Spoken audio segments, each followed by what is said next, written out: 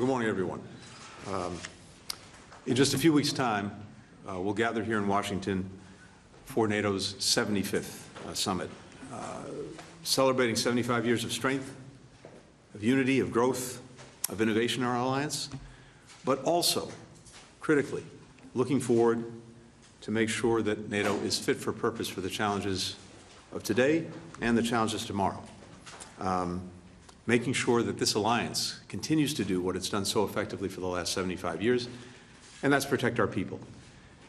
And I think it's an opportunity as well to remind all of our citizens about the power of collective defense. The power of collective defense as the best way to prevent conflict, to deter aggression, to avoid war. Because at the heart of NATO is a commitment from each ally to come to the defense of any other ally that may be the victim of aggression. And that means that a would-be aggressor, considering taking action, knows that if they pick a fight with one, they pick a fight with all. And that is the most effective, powerful way to do what we all want to do, which is to prevent war from occurring in the first place. So these investments that we're making in our defensive alliance are the best possible investments we can make in preventing conflict, avoiding conflict, deterring aggression. Secretary General and I were together in Prague with all of our allies just a couple of weeks ago, working through the key decisions ahead of the July summit. And of course, critically, Secretary General was here with President Biden yesterday, working to help finalize these details, and very important ones. We continue that conversation today. We have very ambitious commitments that we're making as an alliance going forward. We're demonstrating our enduring support for Ukraine and providing a strong bridge to Ukraine's membership in the alliance. We're establishing a NATO command in Wiesbaden, coordinating training, security assistance, equipment, its transfer, its repair, its maintenance.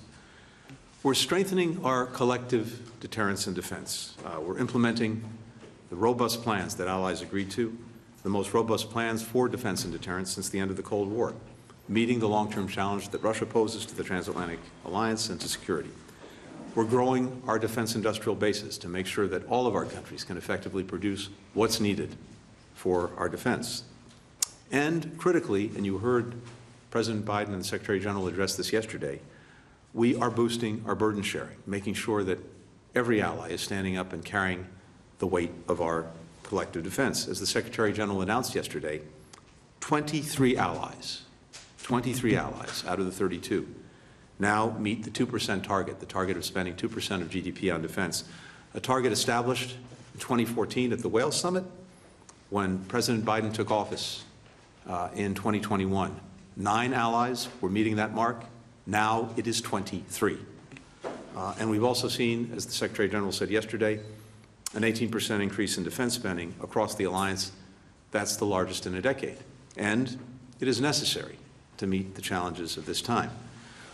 We're also making sure that our alliance is strengthening partnerships with other countries, including countries out of the transatlantic area, particularly deepening coordination, deepening cooperation with partners in the Indo-Pacific who will be present at the summit, as well as within the transatlantic community with the European Union, a critical partner for all of us.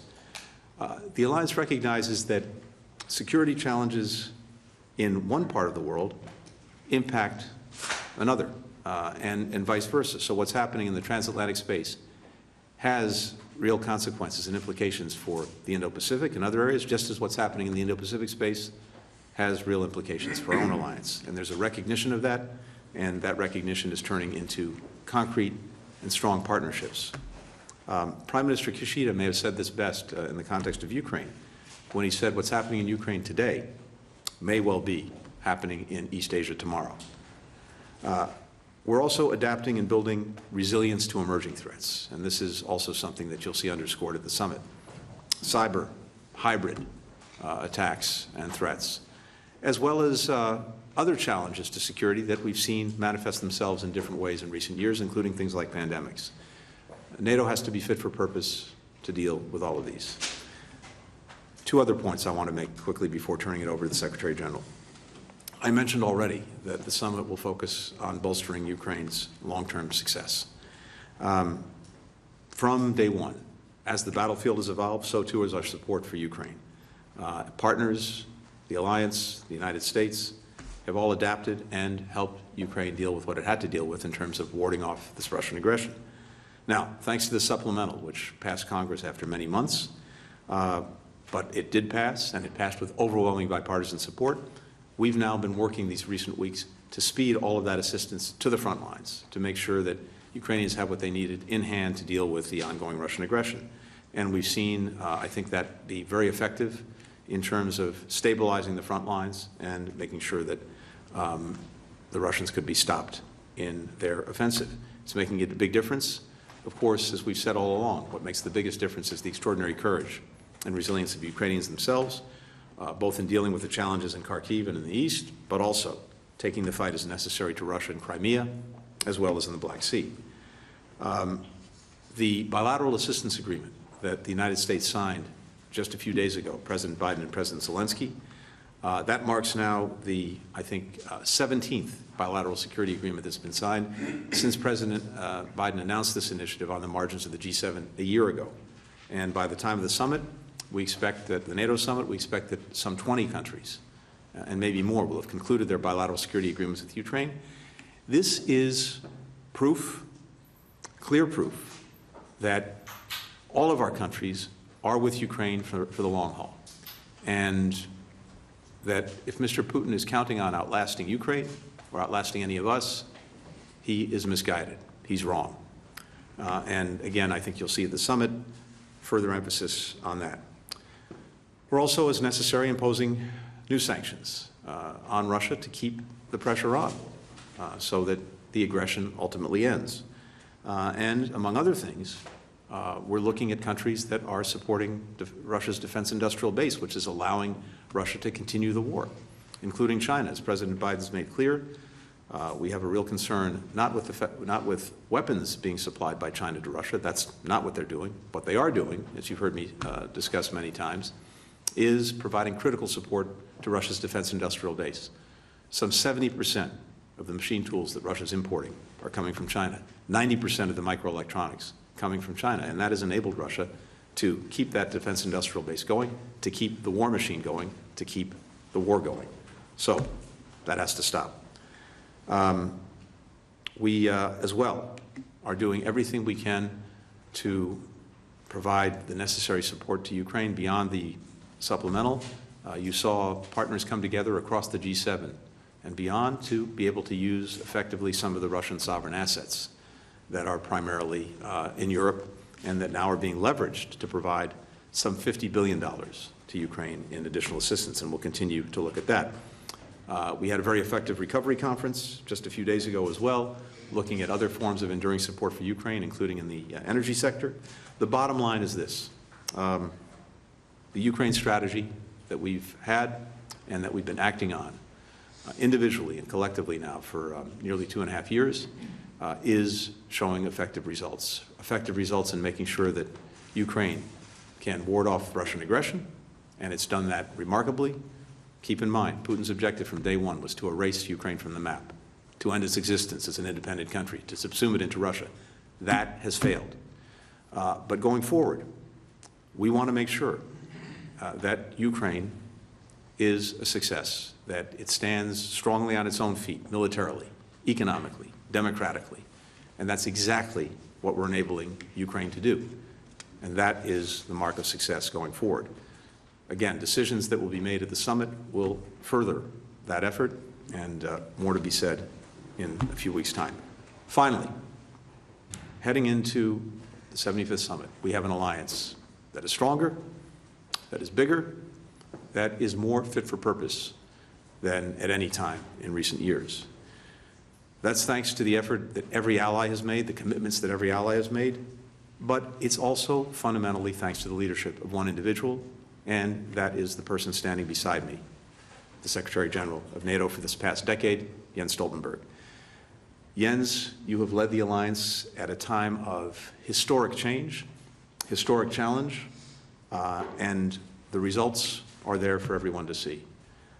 This would not have happened without your leadership, and it's truly been extraordinary. Now, some of you know that the Secretary General is particularly fond of numbers, likes to recite them. I understand that you even told one interviewer that if you could bring just one book to a desert island, it would be a book on statistics. I have things I could say about that I won't, but let's just remind a few numbers, a few statistics, because they do show what's happened over this remarkable decade of the Secretary General's leadership. 4 new allies in our alliance: North Macedonia, Montenegro, Finland, Sweden. Multinational battle groups in 8 countries, enhancing NATO's forward defense posture. 75% of the citizens in allied nations say that NATO is important to their security. These numbers speak powerfully for themselves. At every step, the Secretary General has set the tone. He's built consensus among the 32 countries. His vision, his achievements will pay dividends for this alliance far into the future. So, Jens's contributions ultimately can't be fully quantified, but neither can the gratitude of the United States and all of our allies. To you, Mr. Secretary General. Thank you.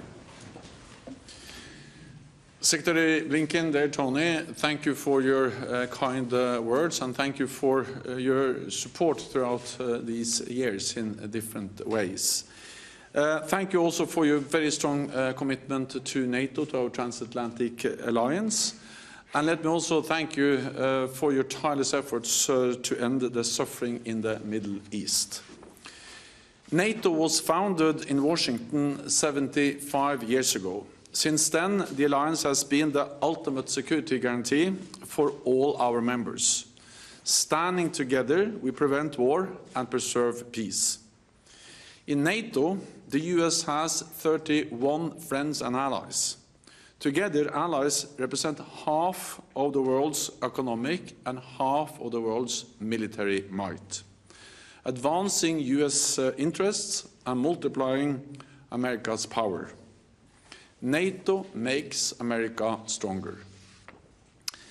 Yesterday, as you mentioned, Secretary Blinken, with President Biden, I announced that NATO allies are making major increases in defense spending. This year, defense spending across Europe and Canada is up 18%, the biggest increase in decades. 23 allies will meet the target of spending at least 2% of GDP on defense. This is more than twice as many as just 4 years ago. Since 2014, Europe and Canada have added over 640 billion extra in defense spending. This demonstrates a historic improvement in burden sharing within NATO. It shows that the United States does not need to shoulder the burden alone, and that the US has a strong alliance in which allies are stepping up year after year. And much of this increased defense spending is spent right here in the United States. Over the past 2 years, European allies have signed contracts with American companies worth 140 billion US dollars. Since 2014, NATO has undergone the most significant transformation in our collective defense in a generation. We have put in place the most comprehensive defense plans since the Cold War. We have 500,000 troops at high readiness, and we have doubled the number of battle groups in the eastern part of the alliance. And with Sweden and Finland as members, we are stronger than ever. Russia's war on Ukraine is a brutal assault on a peaceful, democratic nation. This war is propped up by China, North Korea, and Iran. They want to see the United States fail. They want to see NATO fail.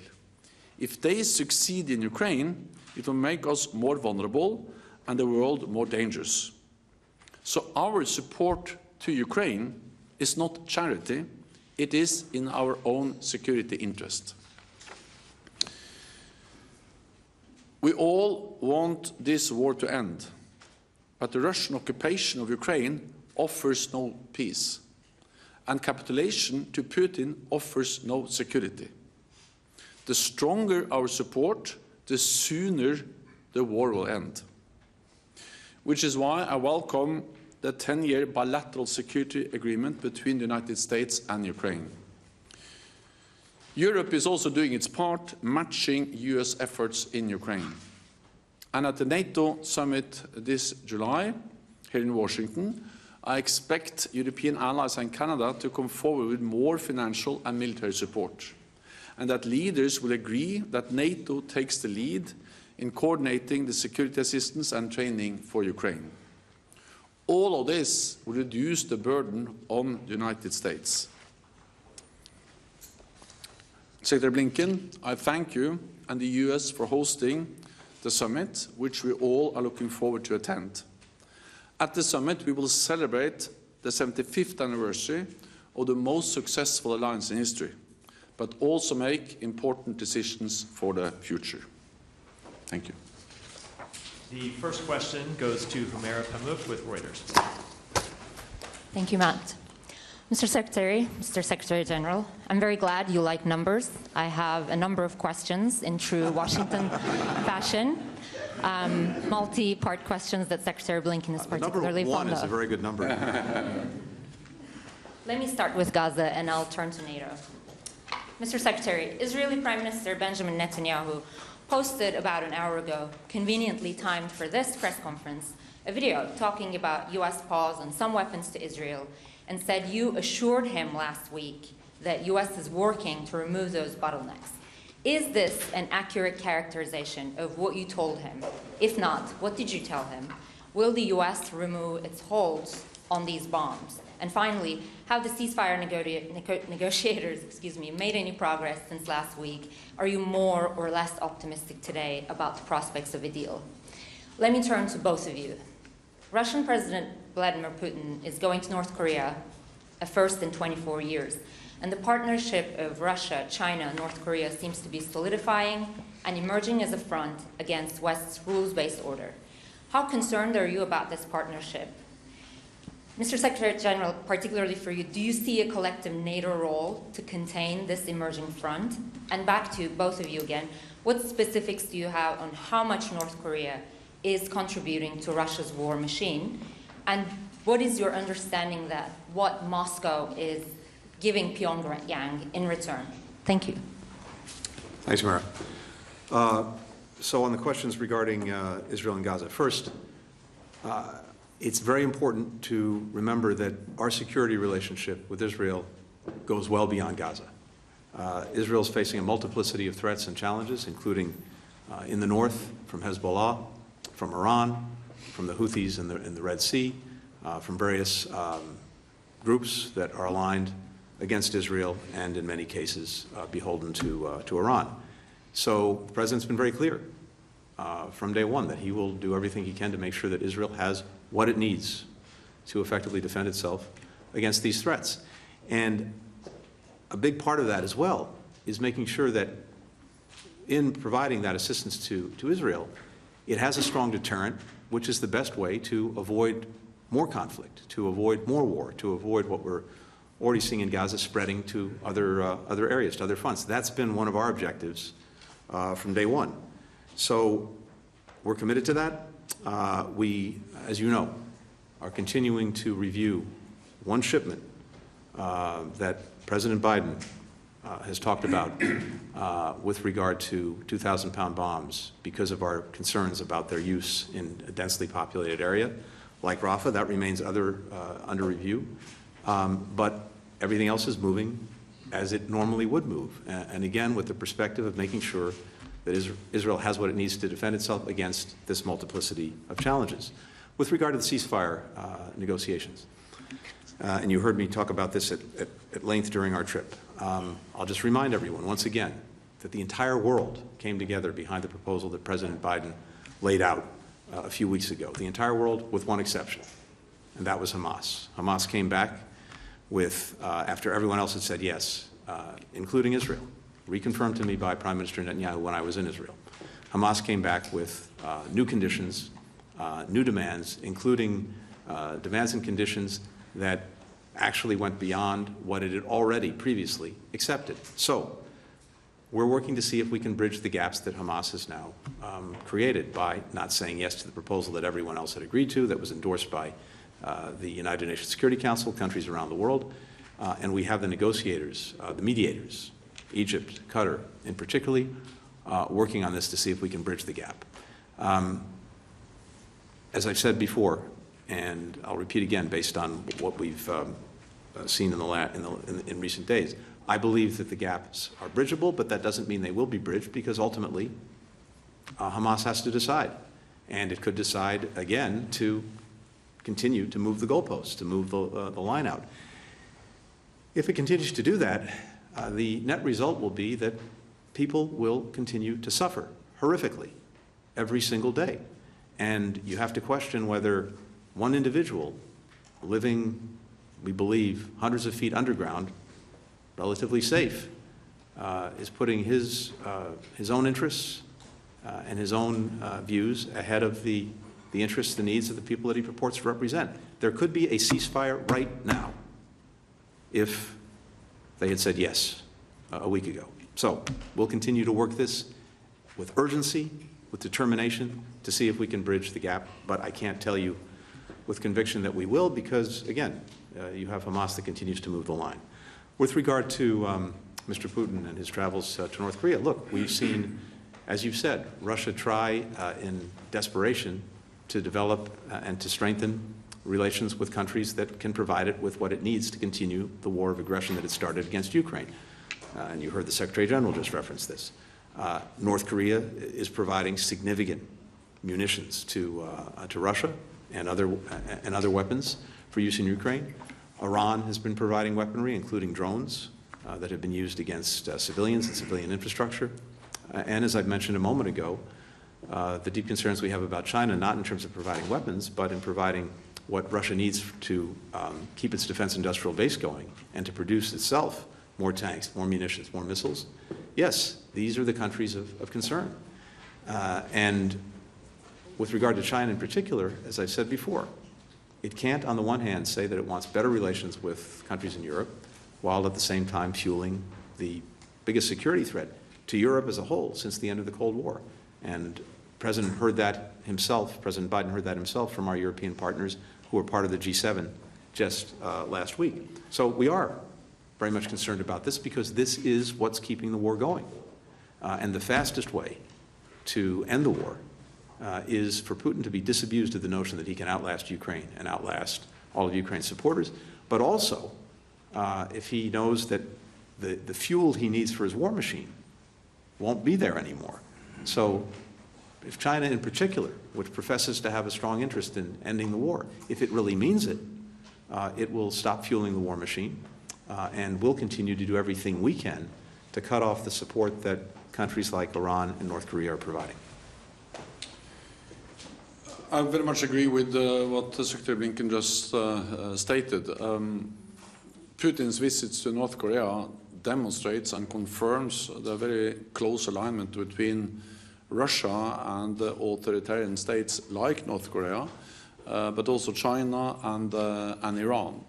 And this also demonstrates that our security is not regional, it's global. What happens in Europe matters for Asia, and what happens in Asia matters for us. And this is clearly demonstrated in Ukraine, where Iran, North Korea, China are propping up, fueling Russia's war of aggression against Ukraine.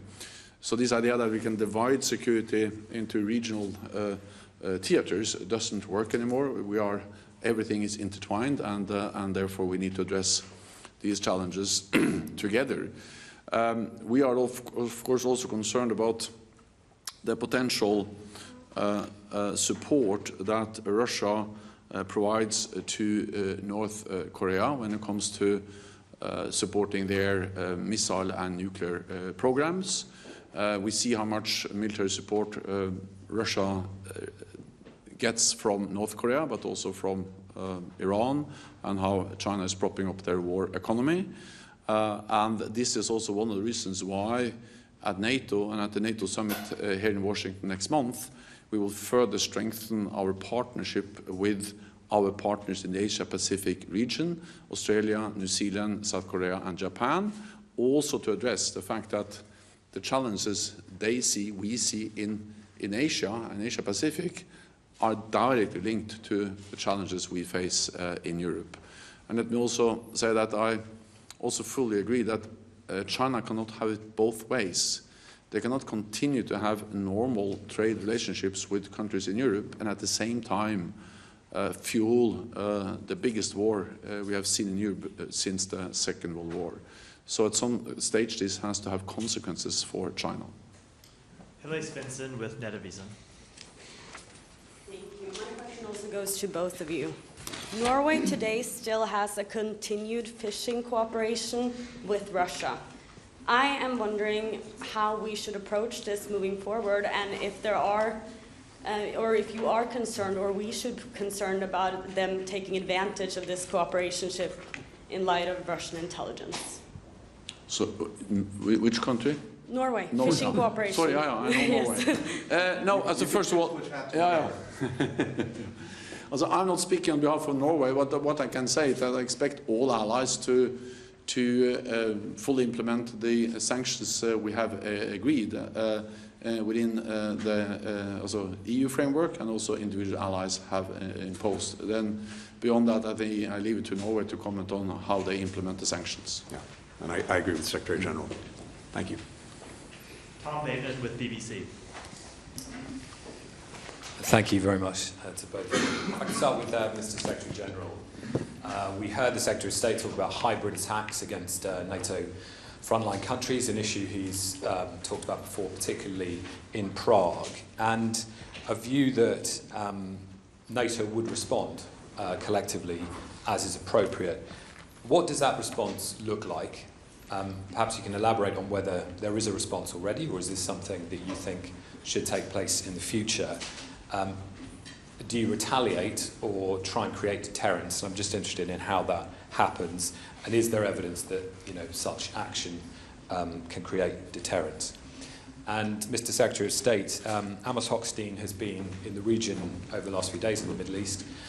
Can you report any progress on de-escalating tensions between Israel and Hezbollah?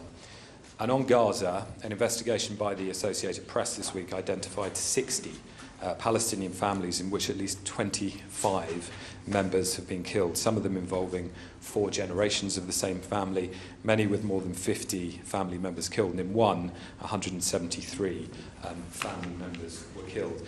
And I'm interested to understand that for Palestinians who hear what you say about a continuing conflict for just cause, but to them this feels like a war that seeks to destroy Palestinian society, what do you say to those people? How do you reconcile those views and those positions? Thank you.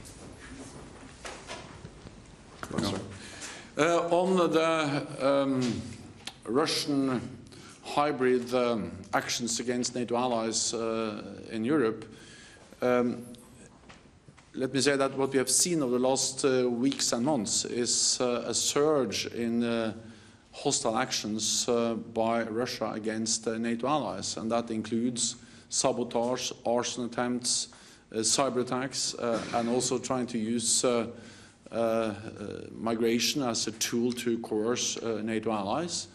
And we need to react to this in a calm and measured way, but at the same time to take it very seriously. And that's also why NATO allies have agreed response options that allies can take both individually and collectively. On the NATO level, this is about increasing awareness, sharing intelligence, making allies aware of that this is not individual, not linked instance, but it's actually a pattern of Russian behavior over some time. And I welcome also the US sharing a lot of intelligence on these actions with other NATO allies. Then it is about protecting our critical infrastructure, including undersea and cyber infrastructure, and we're taking several steps to increase the protection of critical infrastructure. And then, of course, many of these actions are met by individual actions in the individual member states. So there have been several arrests across the alliance in the United Kingdom, in Poland, in Germany, in the Baltic countries. We have seen those behind this sabotage actions being arrested, and there are legal processes going on. So there is a mix of collective action by NATO and individual allies taking the necessary legal steps to protect us against this Russian behavior. On Lebanon, so as I mentioned earlier, one of our objectives from day one, since October 7th, has been to prevent this conflict from spreading, including in the north. And as you mentioned, Ms. Hochstein is in Lebanon, in the region, working on this. We've all collectively been working on this for many months and intensely, again, in recent weeks. No one wants escalation. No one wants to see the conflict spread. And one of the paradoxes I think we have in this moment is I don't think any of the potential belligerents actually want to see a war or conflict spread. I don't believe Israel does. I don't believe Hezbollah does. Lebanon certainly doesn't, because it would suffer the most. I don't believe that Iran does. And yet, you have momentum potentially in that direction, because with the back and forth that goes on every day, there is always the possibility of miscalculation, of one side not fully seeing what the other is doing. And it's very important to do everything we can to arrest that and to find a diplomatic resolution to the challenge that exists for Israel, as well as for Lebanon. In Israel, there are something like 60 or 70,000 Israelis who've been forced from their homes. They've basically depopulated a big part of northern Israel because of the threat from Hezbollah, because of Hezbollah launching rockets into Israel and making life impossible. There are many Lebanese in southern Lebanon who are also not able to live in their homes and live in their towns. So we're working diplomatically to find a resolution to this so that people on both sides of the line have the confidence to be able to live in their homes and go back to where they live. Now, here again, so much of this comes back to the ceasefire. The most immediate way to empower our diplomacy and to be able to reach an agreement that allows people to return to their homes and live in security would be through a ceasefire in Gaza, because Hezbollah has tied the actions that it's committing against Israel to Gaza. So if we get that ceasefire, I think that will make it more likely that we can find a diplomatic resolution to the crisis in the north. With regard to Palestinian families that you discussed, on a human level, the suffering of little children, men, women, is horrific, and we see it every single day. People who are caught in a crossfire of Hamas's making as a result of a war that Hamas started are suffering every single day. And for all of us, this is a profoundly human tragedy. I've met with Palestinian Americans who've lost multiple members of their own families in Gaza, who shared with me the pictures of a little niece, a little nephew, a brother, a sister, a parent, a grandparent, who's been killed in the months since October 7th. And it's profoundly motivating in the wake of this suffering to want to do everything we possibly can to bring this to an end. The fastest way to do that, and this has been the case now for weeks, for months, is through the ceasefire that we've been working to achieve. And the biggest obstacle to achieving that ceasefire, again, remains Hamas and remains the decisions of perhaps one man who is, we believe, hundreds of feet underground in relative safety, while the people he purports to represent are suffering every single day. So we have to, all of us, put the interests of these many, many innocent families and people first and foremost. And that means that Israel has to do more, continue to do much more, to protect civilians, to make sure that they get the assistance they need. But it first and foremost means that Hamas has to make a decision. Is it actually looking out for the interests of Palestinian people? Is it looking out for its own interests at the expense of the interests of Palestinians who are suffering every single minute in Gaza? Fastest way to bring this to a conclusion tomorrow is through this ceasefire. That's what we're looking to achieve. Can I just follow up just on the point about crossfire, because many of these deaths were in airstrikes, and by definition, there is no Palestinian air defense, so this is not crossfire. And yeah, I heard that description before, so I just wanted to clarify. Yeah, look, on that, again, we've been on this as well from day one in trying to press Israel to do everything it can to avoid civilian casualties, to put a greater premium on civilian protection. And yes, we see that we see this too.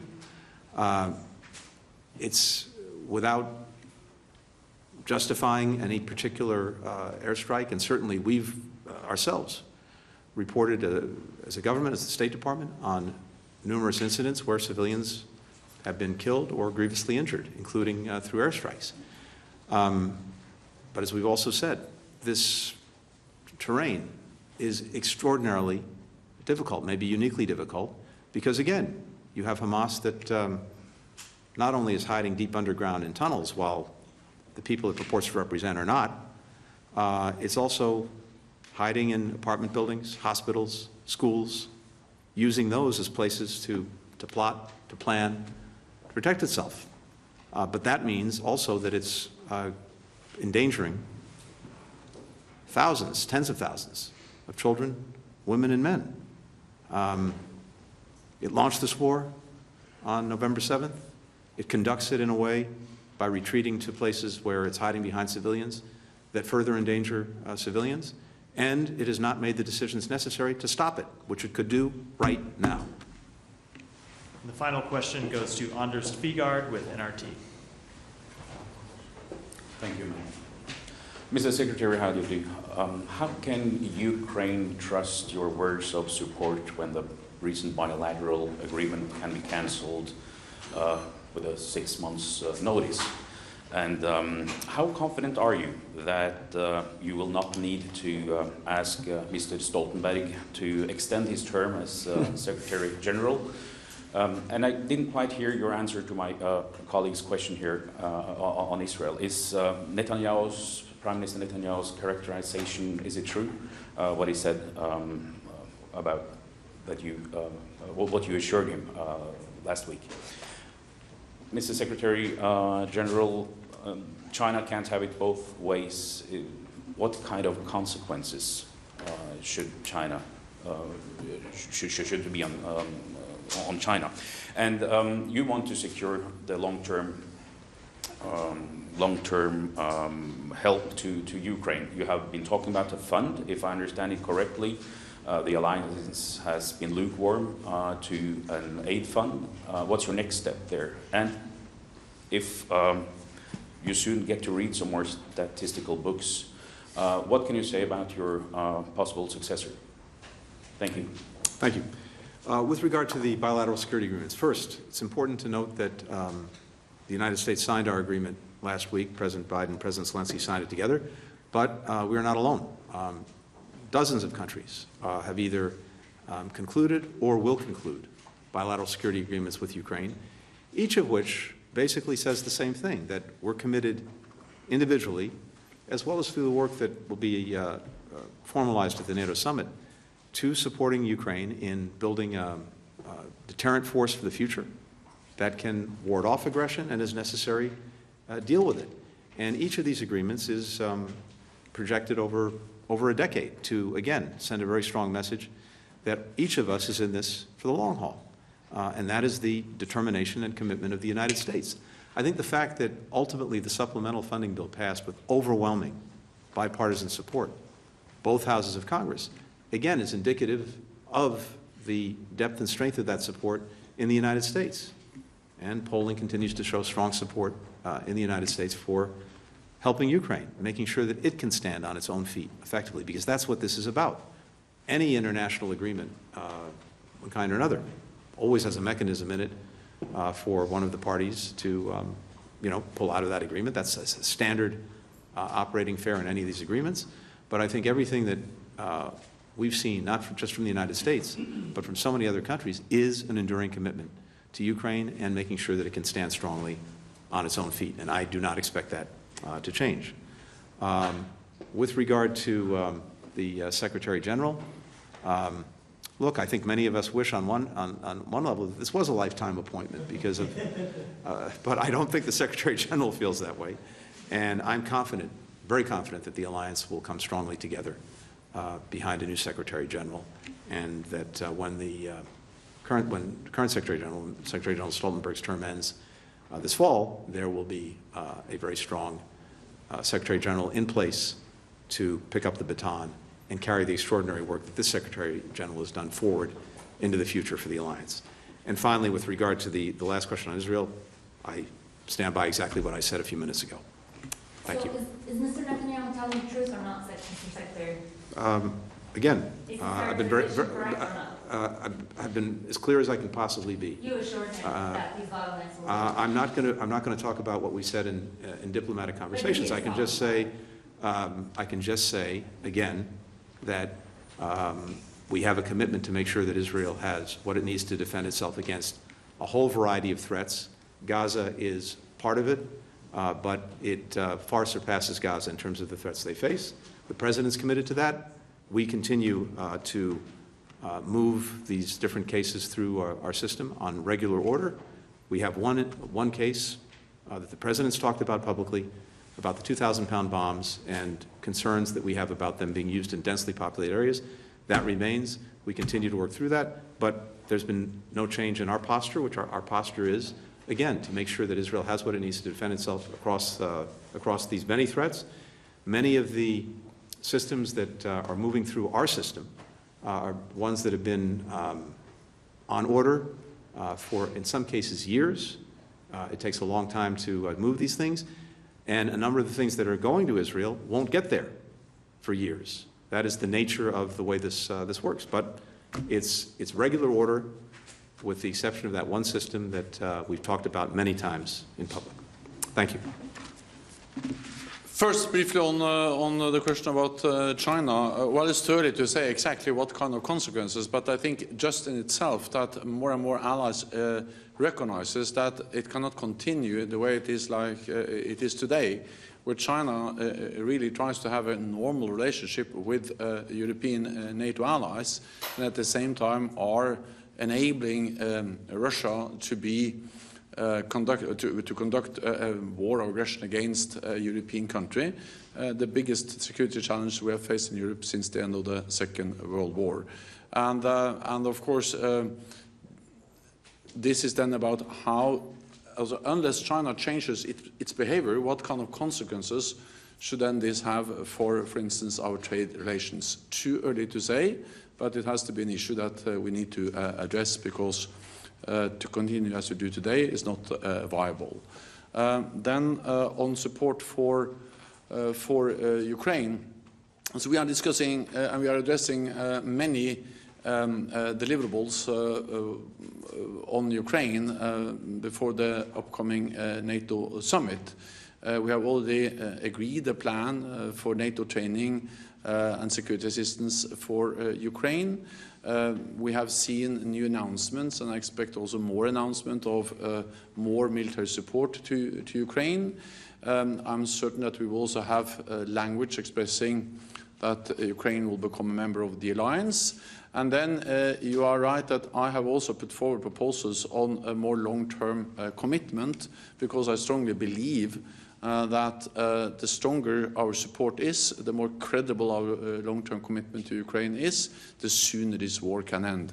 The exact language, exact what we will agree is what allies are now discussed among allies, but I'm confident we have a good solution agreement by the summit.